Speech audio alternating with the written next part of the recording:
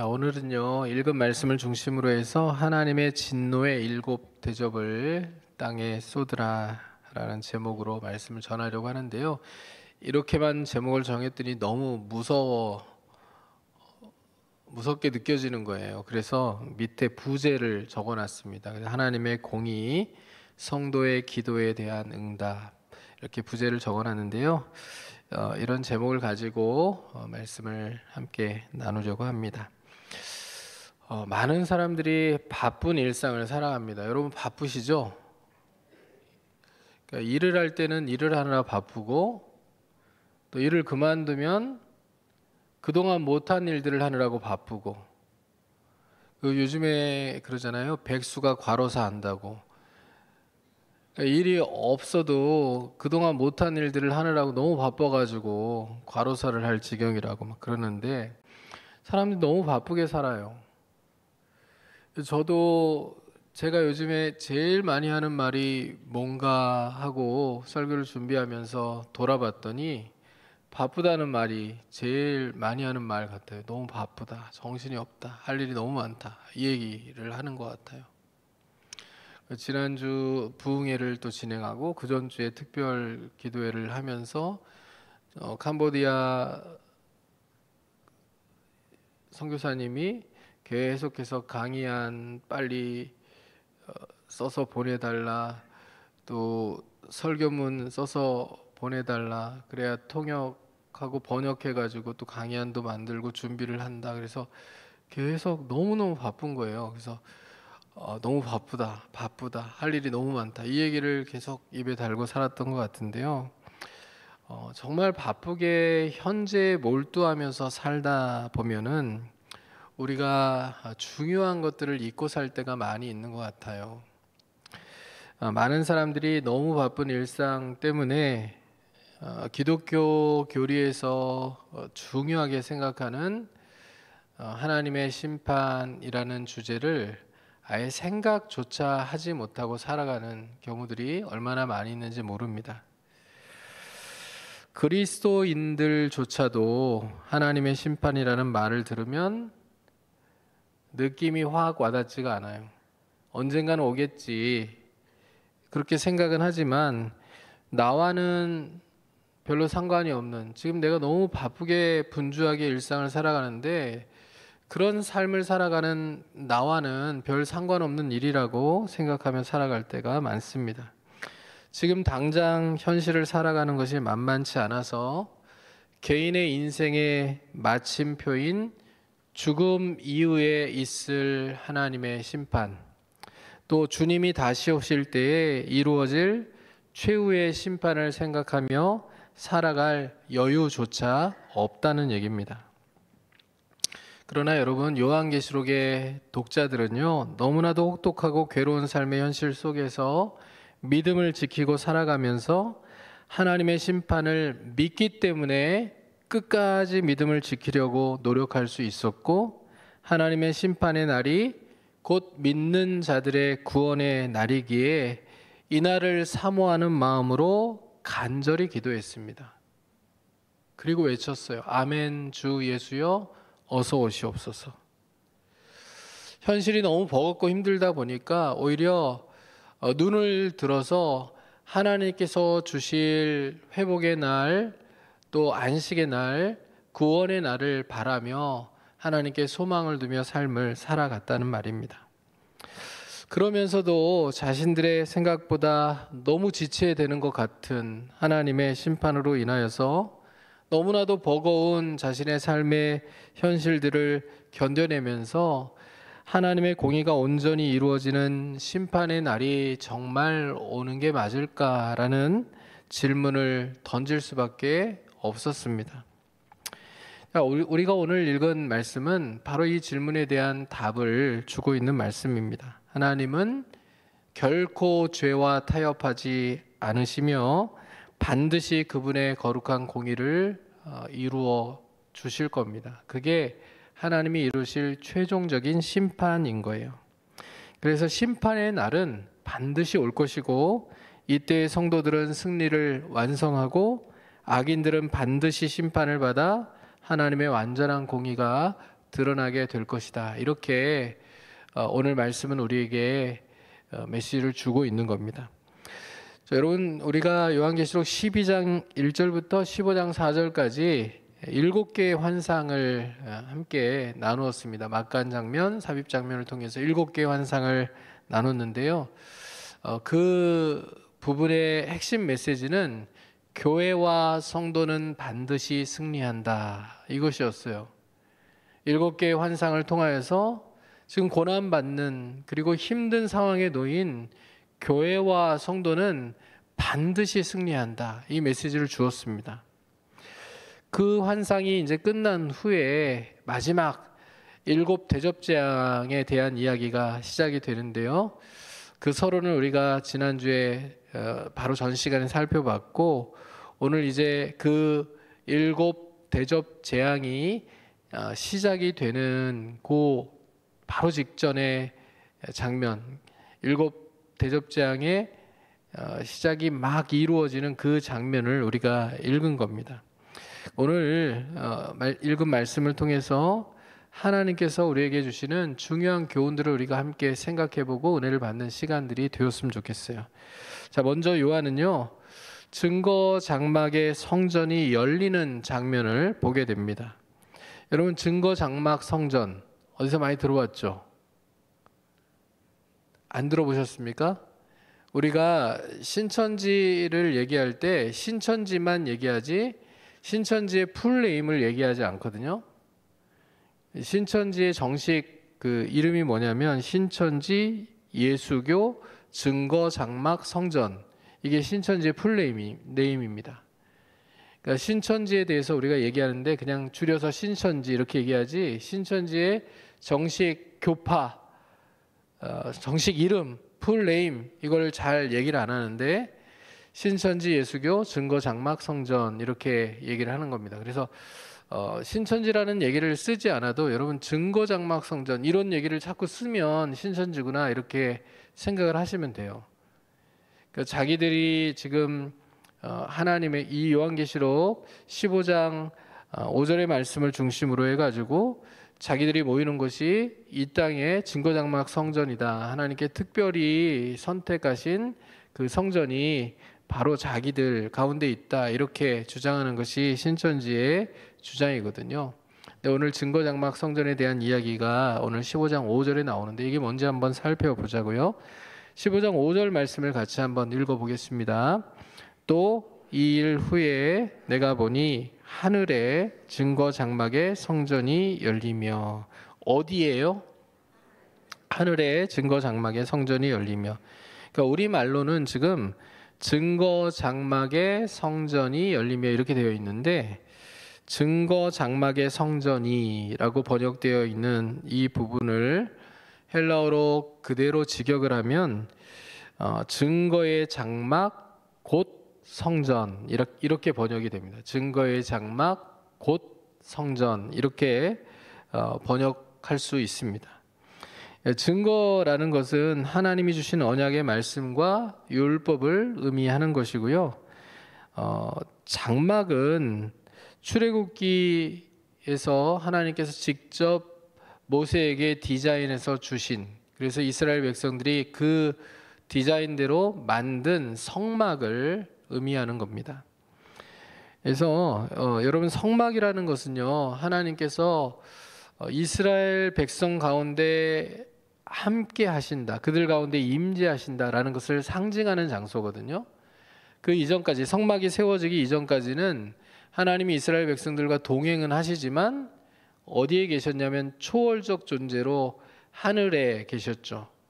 그런데 그들과 함께 한다, 함께 산다, 그들 가운데 거한다 라는 의미를 더 주기 위해서 하나님이 성막을 짓게 하시고 성막 안에 지성소에 언약궤가 놓이게 하시고, 그 언약궤의 뚜껑, 시은소 시은좌라고 불리는 언약궤의 뚜껑을 하나님의 보좌 삼아서 그들 가운데 임재하시는 그 상황을 만드신 거예요.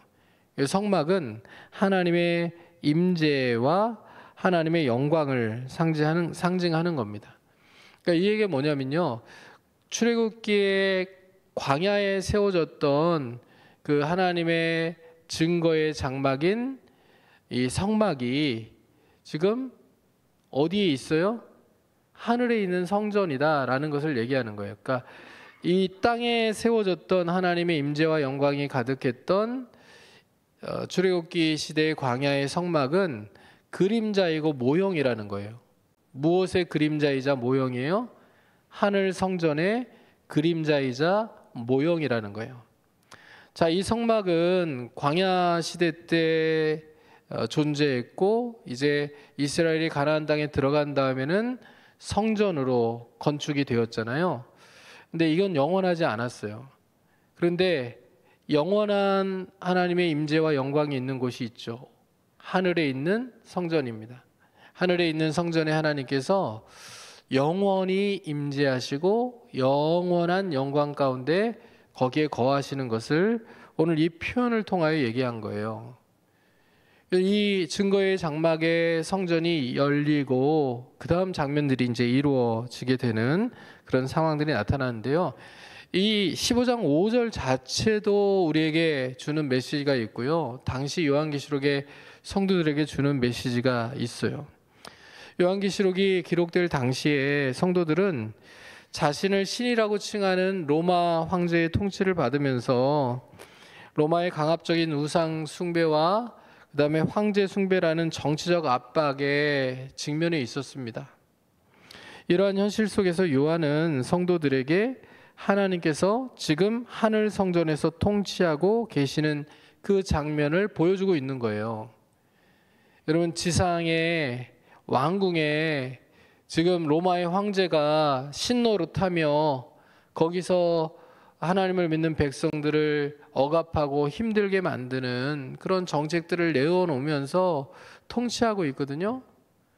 근데 그것과 대비적으로 여러분, 하나님의 백성들은 현실 속에서 로마 제국의 이 땅의 보좌를 가지고 거기 위에 앉아 있는 황제는 되게 크게 보이는데, 현실적으로 느낌이 와닿으니까 보이는데 하늘에 계신 하나님은 안 보여요. 하늘 보좌에 앉아 계신 하나님, 영원한 성전 그 왕궁에 앉아서 온 세계 열방을 다스리시고 통치하시는 하나님은 눈에 보이지 않잖아요. 그러니까 답답해하고 있는 거예요. 하나님은 언제 우리를 도와주시는가? 언제 우리의 기도에 응답하시는가? 언제 온전한 구원을 허락해 주시는가? 언제 이 악한 세상을 심판하시는가? 하나님의 공의가 언제 세워지는가? 이것에 너무나도 답답한 거예요. 그러면서 속으로 의문을 갖는 사람도 있지 않았겠습니까? 현실적으로 눈에 지금 황제의 보좌는 보이고, 황제는 자신을 눈에 보이는 신이라고 그렇게 스스로를 칭하면서 권세를 그리고 온갖 권력을 다 행사하고 있는데 하나님은 안 보이잖아요. 답답해 죽겠죠. 너무 힘들겠죠. 그런데 이 요한이 지금 뭘 보여주는 거예요? 마지막 때에 하나님이 하늘 성전의 영광 가운데 임재하고 계시고, 이제 그 하나님께서 임계점, 하나님의 참을성의 한계에 이르는 그 지점까지 인내하시고 참으시다가 이제 이 세상의 죄악이 더 이상 참아주지 못할 상태가 되었을 때 하나님의 심판을 행하실 것으로 그렇게 말을 하고 있는 거예요. 이게 어떻게 당시의 독자들에게 힘이 되었을까요, 여러분? 하나님이 안 보인다, 진짠가? 이렇게 생각하고 있는 성도들에게 하나님은 지금 준비하고 계셔. 눈에 안 보이지만 하나님께서 다 준비하고 계시고, 하나님 분명히 하늘 성전에서 통치하고 계셔. 하나님이 다스리셔. 하나님 반드시 심판을 이루실 거야. 이 심판은 곧 무엇과 연결되어 성도의 구원과 연결이 된다는 얘기예요. 이 얘기를 들었을 때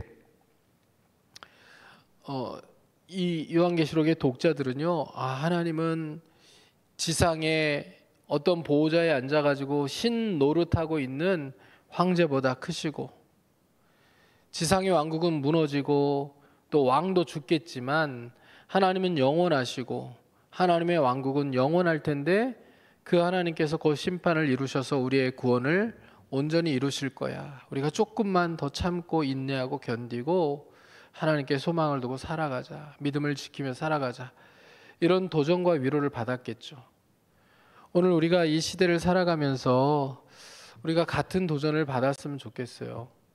예수님이 없다고 하고 하나님이 없다고 하는 세상 속에서 우리가 우리의 기도를 하나님께서 더디 응답하시는 것 같고, 세상의 권력자들은 자기 힘과 권세를 가지고 세상을 마음대로 주무르는 것처럼 보이는데, 하나님은 보이지 않는 것 같아서 하나님의 통치와 하나님의 역사하심은 잘 느껴지지 않고 경험되지 않아서 너무 답답한 마음을 가지고 살아가는 성도님들이 계시다면, 우리 눈에 보이진 않아도 하나님은 준비하고 계시고, 때가 되면 하나님께서 하나님의 공의를 온전히 실현하실 그런 날이 반드시 올 것이라는 것을 기억하면서 우리가 소망 가운데 기도하며 하나님이 하나님의 일을 이루실 그 때를 사모하며 살아가는 하나님의 사람들이 될 수 있기를 주님의 이름으로 축복합니다. 자, 여러분, 이 모든 최후의 심판이요, 일곱 대접 재앙이요, 이제 하나님의 명령에 의해서, 주권적인 명령에 의해서 이루어지게 될 거예요. 자, 오늘 본문을 보면 이제 열려진 그 증거 장막의 성전에서 일곱 재앙을 가진 일곱 천사가 나오는 장면을 보게 됩니다. 15장 6절의 말씀이에요. 같이 한번 읽어보겠습니다. 일곱 재앙을 가진 일곱 천사가 성전으로부터 나와 맑고 빛난 세마포 옷을 입고 가슴에 금띠를 띠고. 여러분, 이 장면을 보시면 어떤 느낌이 있으세요? 아무 느낌이 없으세요? 자, 일곱 대접 재앙이요, 마지막 재앙이에요. 이제 일곱 대접이 다 쏟아지면 세상 끝이에요. 그런데 그 일곱 재앙을 가진 일곱 천사가 지금 성전으로부터 나오는데요, 사실은 무시무시한 이미지여야 될 것 같지 않으세요? 마지막 재앙을 행하는 천사의 모습이 비장하고 무서운 모습으로, 옷도 어떤 옷을 입었어야 될 것 같아요? 흰 옷이에요? 검은 옷이에요? 우리나라도 그 드라마 영화를 보면은 다 저승사자는 검은 옷 입고 나오더라고요. 그렇죠? 검은 옷 입는 게 맞는 것 같은데, 죽음의 사자를 상징하는 죽음의 색깔이잖아요, 검은 색깔이. 그런데 여기 지금 이 일곱 재앙을 가진 일곱 천사는 어떤 옷을 입었어요? 맑고 빛난 세마포 옷을 입고 가슴에 금띠를 띠고. 그 세마포 옷은 흰색 옷이에요. 그러니까 이 예복은요, 여기 나오는 맑고 빛난 세마포 옷은 구약에서 제사장이 하나님 앞에 서서 섬길 때 입었던 제사장들의 정결한 예복을 말하는 거예요. 그러니까 천사들이 옷을 입고 나오는데 어떤 옷을 입었어요? 제사장들이 입는 옷을 입었어요. 제사장들의 예복을 입었어요. 그리고 또 무엇을 띄었습니까? 금띠를 띄었죠. 가슴에 금띠를 띠고 있습니다. 이거 다 제사장들이 하는 거예요. 그리고 요한계시록 1장에서 예수님께서 금띠를 띠셨거든요. 그러니까 예수님께서 금띠를 띠신 것처럼 이 천사들도 금띠를 띠었다라는 것은 무엇을 의미하는 것이겠어요? 예수 그리스도의 권위와 위엄을 위임받아서 지금 심판의 일을 집행하는 존재로서 보여지는데, 우리가 아는 것처럼 세상에 재앙을 쏟으면서 죽음의 사자로 무섭게 그 일들을 하는 게 아니라, 이들이 지금 하고 있는 일들을 보면 제사장들의 직무 수행과 관련된 것처럼 보이는 심판의 집행을 행하는 거예요. 그러니까 하나님의 심판은요, 그냥 무자비하게 감정적으로 분노 가운데 이루어지는 게 아니라는 거예요. 하나님의 질서와 하나님의 계획을 따라서 마치 예배를 드리는 것처럼 이 심판이 이루어져요. 그러니까 하나님께서 행하시는 이 세상에 대한 심판은요, 하나님의 공의를 실현하시는 일들은요, 하나님이 구약에서 제사장들을 통하여서 받으셨던 그 예배와 같은 의미를 갖고 있다는 거예요. 그러니까 우리는 세상이 심판한 그 심판은 막 세상이 파괴되고 박살나고 막 이러는 장면으로 보지만, 여러분, 악인들에 대한 심판이 이루어져서 하나님의 공의가 바로 세워지는 것은 하나님이 영광을 받으시는 예배의 하나가 된다는 거예요. 그러니까 우리가 이렇게 하나님이 기뻐하시는 하나님의 공의가 세워져 악인들의 심판을 통하여서 하나님이 영광을 받으시는 예배가, 그 예배의 날이 속히 올 수 있도록 기도하며 하나님의 일하심을 구하며 살아가는 것은 너무나도 중요한 일인 것 같아요. 그렇죠? 우리가 이 세상의 곳곳에 만연한 악을 보면서도 세상은 원래 악한 곳이니까 생각하면서 그냥 아무렇지도 않게 간과하며 넘기는 것이 아니라, 그 만연한 악들에 대해서 하나님이 최후의 공의를 실현하실 그날은 마지막 심판의 때에 오겠지만, 그러나 부분적인 공의들을 실현하셔서 악한 것들은 멸하시고 하나님의 선을 세워주시고 하나님의 공의가 드러나게 해달라는 간구를 우리가 살아가면서 세상 곳곳에서 일어나고 있는 많은 악들을 보면서 그 부분을 놓고 기도할 수 있다면 세상이 참 많이 달라질 수 있을 거라고 생각해요. 우리 하나님의 백성들이 감당해야 될 귀중한 사명임을 우리가 잊지 아니하고, 여러분 뉴스를 볼 때마다 가슴 답답하고 아픈 일들, 그리고 악한 일들이 눈에 보이거든. 그 문제에 대하여 하나님께서 그 악을 심판하시고 공의를 세우시는 것을 통하여 영광을 받으시도록, 그리고 하나님 예배를 받으시도록 기도하며 살아가는 우리 모두가 될 수 있기를 주님의 이름으로 축복합니다. 여러분, 세상 사람들은요, 이 하나님의 성전에서, 하늘 성전에서 최후의 심판이 준비되고 있는 줄을 알까요, 모를까요? 이 땅에 살아가는 사람들은요, 예수 믿는 사람들조차도 하늘 성전에서 지금 하나님의 심판이 준비되고 있는 것을 잘 모르며 살아갑니다. 너무 바쁘고 분주하게 일상을 살아가기 때문에 그저 현실 속에서 내 인생을 세우고 지키기 위해서 분주하게 인생이 살아간단 말이에요. 그래서 하나님의 영광에 포커스를 두기보다는 자신의 유익과 편안함과 행복을 위해 더 많은 마음을 두며 살아갈 때가 많이 있다는 얘기죠.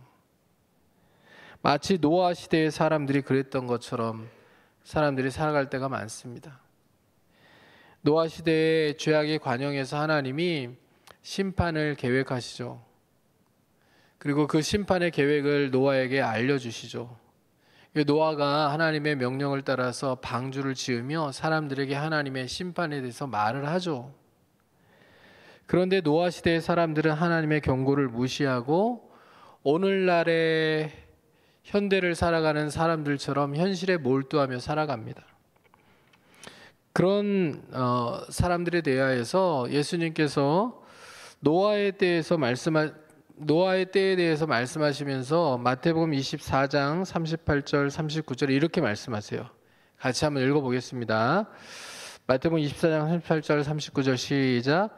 홍수 전에 노아가 방주에 들어가던 날까지 사람들이 먹고 마시고 장가들고 시집가고 있으면서 홍수가 나서 그들을 다 멸하기까지 깨닫지 못하였으니 인자의 임함도 이와 같으리라. 아멘.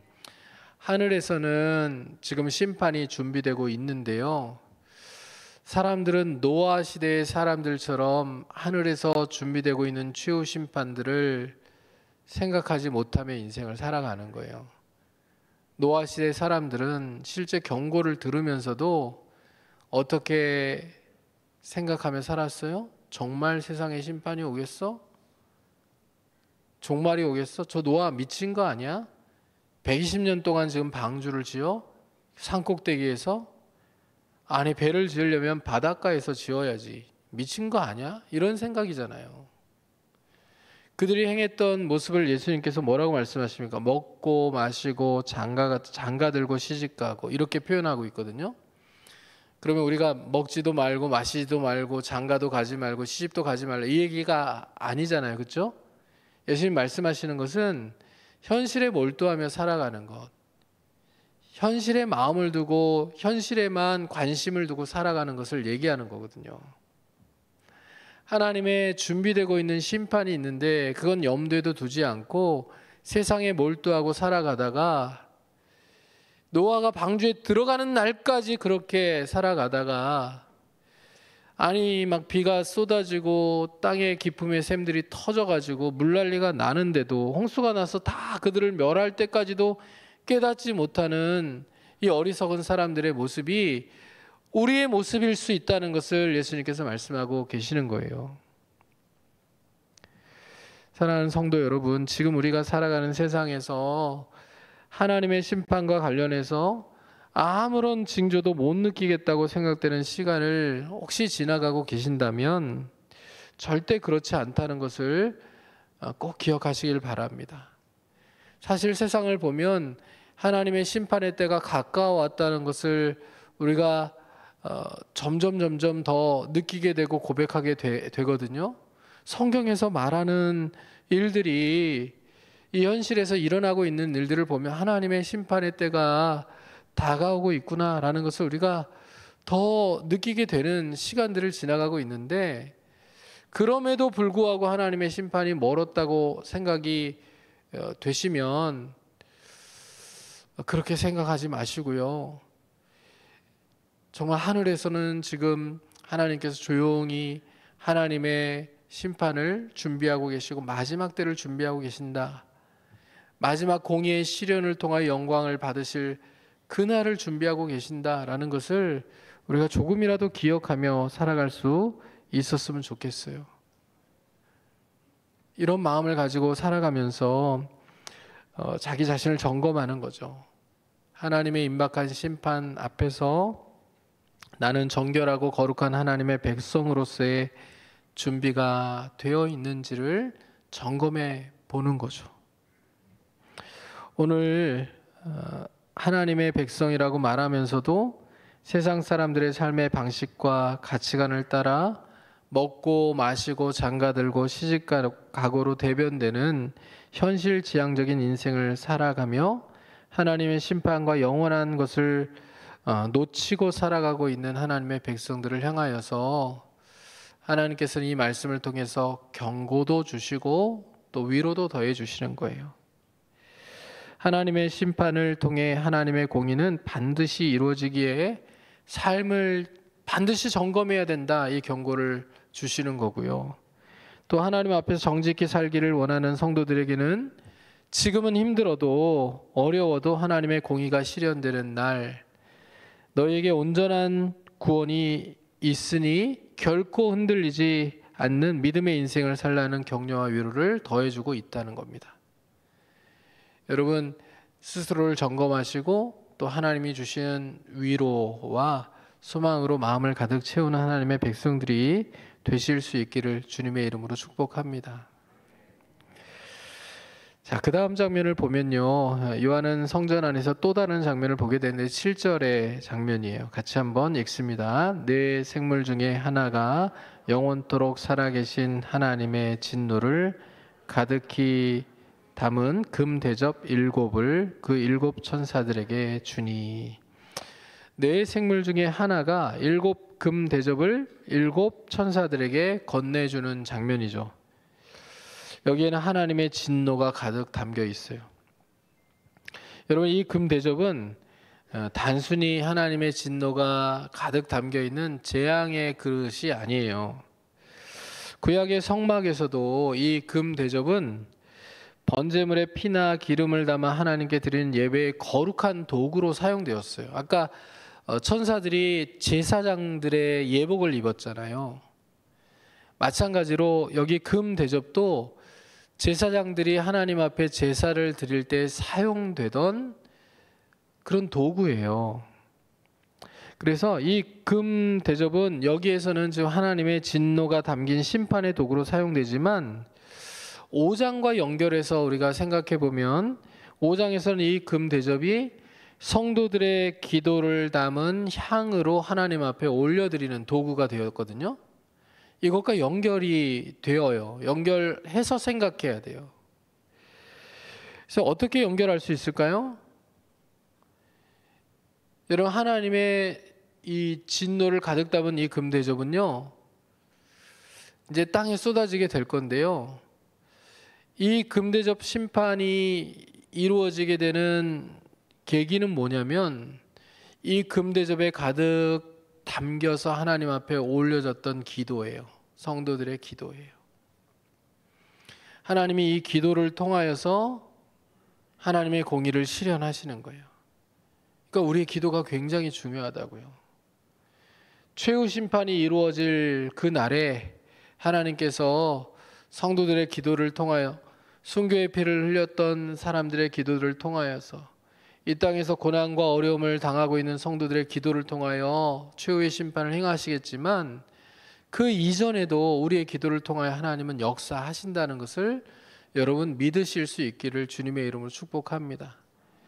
예수를 믿으면서도 이 기도가 얼마나 강력한 무기인지를 생각하지 않고 기도하지 않으며 신앙생활 하려는 분들이 많이 계신데, 여러분, 이건 하나님이 우리에게 주신 세상을 이길 수 있는 가장 강력한 무기를 스스로 쓰지 않겠다고 포기하는 것과 마찬가지예요. 기도해야 돼요. 기도해야 하나님의 역사가 나타납니다. 개인적으로도 기도해야 하고요. 공동체가 기도하는 일에 힘써야 합니다. 그러니까 우리 교회가 개인적인 기도도 뜨겁게 일어나고 기도의 사람들이 늘어나고 또 공동체의 기도가 뜨겁게 살아나는 그런 교회가 될 수 있기를 주님의 이름으로 축원합니다. 아니, 나 같은 사람이 드리는 기도가 뭐가 얼마나 힘이 있겠어요, 이렇게 생각하실 수 있겠지만요, 하나님 우리 작은 사람들, 연약한 사람들의 기도를 통하여 놀라운 일들을 이루시는 분이세요. 우리의 기도는 결코 약하지 않다는 거예요. 오늘 본문에서는 이 기도가 하나님의 거룩한 계획 속에서 심판으로 응답되고 있는 그 장면을 우리에게 보여주는 겁니다. 자, 기억하세요. 우리의 기도는 강력합니다. 믿으십니까? 우리의 기도는 잊혀지지 않습니다. 하나님께. 우리의 기도는 땅에 떨어져 버리지 않아요. 우리의 기도는 금 대접에 담겨 하나님께로 상달이 되고, 하나님은 이 기도를 들으시고 하나님의 역사를 우리 인생 가운데, 세상 가운데 행하신다는 것을 우리가 잊지 않고 살아갈 수 있게 되기를 주님의 이름으로 축복합니다. 이게 성도들에게 얼마나 위로가 되었을까요? 당시 성도들 늘 울면서 하나님 앞에 기도했잖아요. 오늘을 어떻게 살아야 됩니까? 오늘을 어떻게 버텨야 됩니까? 오늘 먹고 살아가는 문제는 어떻게 하며 오늘 내 생명은 어떻게 지킬 수 있겠습니까? 눈물로 하나님께 기도했거든요. 하나님께서 그 기도를 다 들으시고 그 기도에 대한 응답으로 이제 하나님의 공의를 온전히 실현하시며 하나님께서 구원해 내신다. 이게 이 성도들에게 얼마나 큰 위로가 되었을까요? 자, 그리고 바로 이어서 요한이요, 하나님의 영광과 능력으로 말미암아 성전에 연기가 가득한 장면을 보여주면서 일곱 천사의 재앙이 마치기까지는 성전에 아무도 들어갈 수 없다는 것을 이야기를 해요. 8절 말씀이에요. 같이 한번 읽어보겠습니다. 하나님의 영광과 능력으로 말미암아 성전에 연기가 가득 차매 일곱 천사의 일곱 재앙이 마치기까지는 성전에 능히 들어갈 자가 없더라. 여러분 보시면 하나님의 성전은 하나님의 영광과 능력으로 말미암아 연기로 가득 차게 되죠. 이 장면은 하나님의 거룩하신 임재와 영광이 충만하여 어느 누구도 감히 하나님 앞에 다가갈 수 없는 그런 상황을 의미하는 거예요. 일곱 천사의 일곱 재앙이 맞춰지기 전까지는 성전에 이제 아무도 들어갈 수가 없습니다. 성전 문이 닫혔어요. 하나님이 닫으셨어요. 앞에 증거장막의 성전이 열릴 때는 하나님이 여셨고 지금 하나님이 닫으셨어요. 하나님이 닫으셨기에 누구도 들어갈 수가 없어요. 여러분 이 말씀은 출애굽기에서 모세가 성막을 세운 후 하나님의 영광이 충만히 임했던 장면을 떠오르게 합니다. 출애굽기 40장의 성막이 완성되었을 때 하나님의 영광이 구름으로 임했죠. 하나님의 영광이 구름으로 임할 때 모세조차도 들어갈 수가 없었어요. 이 성막에 들어갈 수가 없었습니다. 이사야 선지자 역시 성전에서 하나님의 영광을 보고 두려워 떨었습니다. 그러니까 이 장면은 뭘 의미하냐면 하나님의 영광과 임재가 충만해질 때 인간은 그 앞에 누구도 감히 설 수 없다는 것을 말하는 거예요. 일곱 재앙이 맞춰지기 전까지 성전에 능히 들어갈 수가 없다는 것은 그러니까 하나님의 영광 가운데 그 성전에서 하나님의 심판을 행하시는데 이제 누구도 들어가서 돌이킬 수 없다는 것을 의미하는 거예요. 더 이상 중지할 수 없어요. 더 이상 변명할 수도 없어요. 대신해서 변명해 줄 수도 없어요. 중재해 줄 수도 없어요. 하나님이 작정하신 일을 이제는 돌이킴 없이 실현하실 거예요. 그날이 반드시 온다는 얘기입니다. 지금까지는 하나님 어떤 시간들을 가지고 계실까요? 참아주시는 거예요. 기다려주시는 거예요.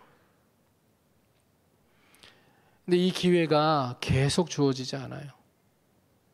하나님이 작정하신 때가 되면 그때는 끝이에요.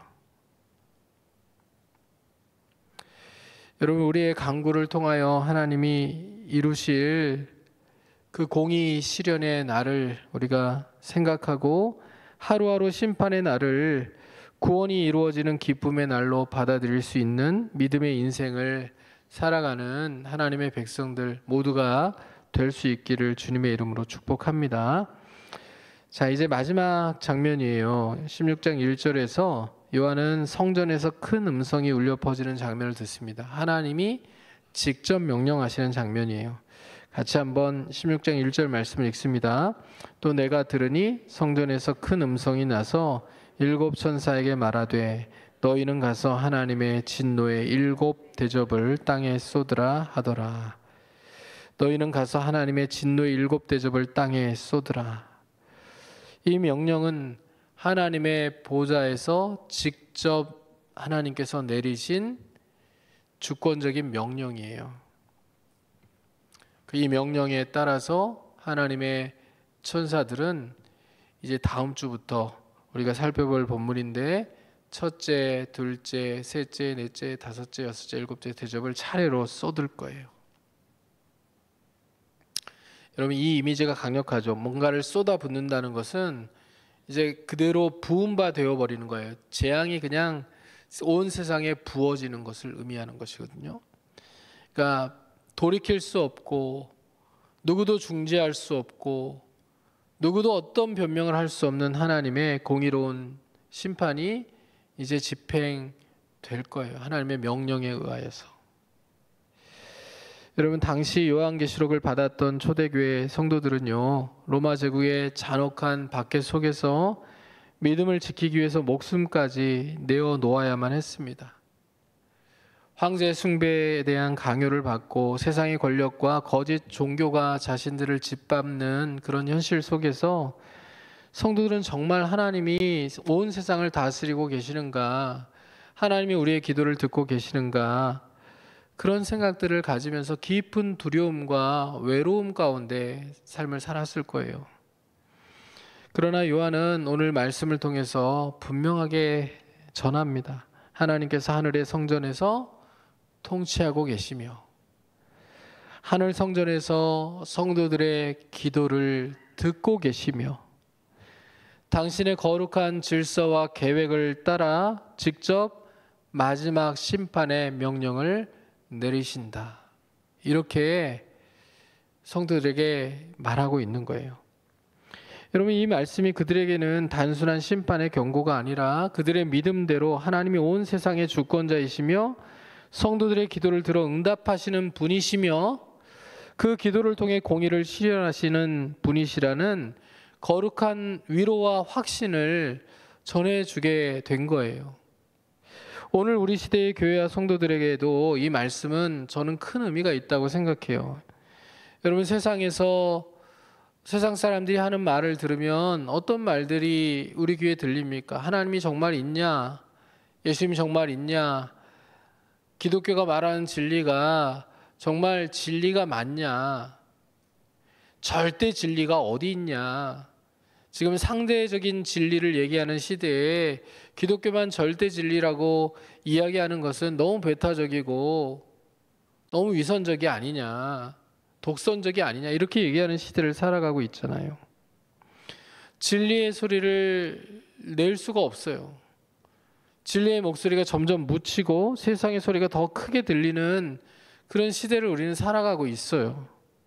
그러나 오늘 하나님은 이 말씀을 통해서 우리에게 메시지를 주시는 거예요. 하나님은 온 세상의 주권자이시며, 아멘입니까? 성도들의 기도를 들어 응답하시는 분이시며 그 기도를 통해 공의를 실현하시는 분이시다. 악한 세상과 악인은 반드시 심판하시고 세상 속에서 눈물로 인내로 믿음을 지킨 성도들은 반드시 구원해 내시는 분이시다. 여러분, 이렇게 말하는 거예요. 여러분, 믿음으로 살아가려고 몸부림치는 모든 성도들에게 오늘 하나님께서 주시는 말씀이 계시록의 성도들에게 위로가 되었던 것처럼 위로가 되기를 바라고 소망이 되기를 바라고 여러분이 인내로 믿음을 지키며 살아가는데 큰 확신이 되기를 주님의 이름으로 축복합니다. 사랑하는 성도 여러분, 하나님의 영광과 공의는 반드시 이 땅에서 이루어질 겁니다. 그러므로 우리는 어떤 상황 속에서도 어떤 유혹과 고난 속에서도 주님의 거룩한 명령을 붙들고 담대하게 살아갈 수 있어야만 합니다. 오늘부터 모든 삶의 현장에서 주님이 주님의 공의를 온전히 이루실 것을 온전히 믿는 하나님의 사람답게 인내로 하나님의 계명을 지키며 예수 그리스도에 대한 믿음을 온전히 지키며 살아가는 하나님의 사람들이 되시기를 주님의 이름으로 축복합니다. 또한 돌이킬 수 없는 하나님의 공의로운 심판이 이르기 전에 한 사람이라도 더 구원하시려는 하나님의 마음을 우리 가슴에 품고 세상을 긍휼히 여기며 기도하며 하나님의 생명을 흘려보내고 하나님의 사랑으로 세상을 섬기며 살아가는 일상의 선교사, 그리스도의 참된 제자, 삶의 예배자들이 되시기를 주님의 이름으로 축원합니다. 자, 말씀을 생각하시면서 우리 찬양하고 기도하는 시간 갖기를 원합니다.